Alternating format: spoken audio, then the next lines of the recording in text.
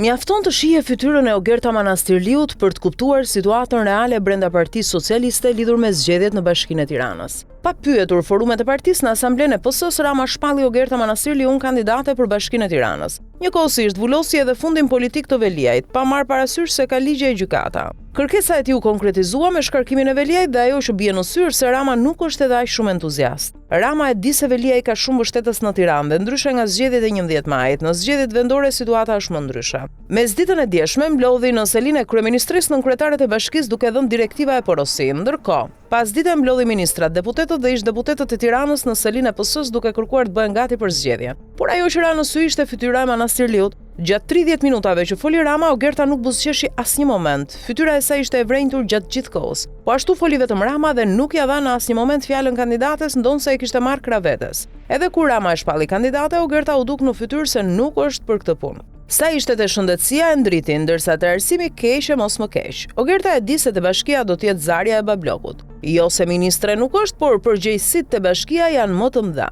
Ministre nuk të kërkon kush llogari, por nëse si kryetare bashkie nuk ja thua kësaj pune, janë qytetarët që të demaskojnë. Po ashtu rreziku për të përfunduar te SPAK nëse mërzitet babloku është shumë i madh. Edhe vetë Rama duket i shqetësuar, edhe ai duke i vrenjtur. Pavarësisht se u shpreh se e kanë fitore në xhep, duket se frika e Ramës është për situatën nga brenda. Veliaj vërtet është në qeli dhe një pjesë e madhe e tradhtuan, por ka ende mbështetës. Frika e Ramës është se ata mund t'ia bëjnë puçin Ogertës në zgjedhjet e reja. Elementi i dytë është se Rama e ka ndarë mendjen për të shkuar në zgjedhje, pa marrë parasysh dy elementë. Së pari, nëse Veliaj e ankimon në kushtetuese, nuk mund të ketë shpallje zgjedhjesh, së dyti firmën e fundit e ka presidenti. Por duket se Rama po nxiton maksimalisht për të mbyllur sa më shpejt këtë proces, pasi e di se nëse vonon mund të ketë surpriza nga Veliaj, i cili ja ka dërguar mesazhin se po foli ai, do shkundet Partia Socialiste.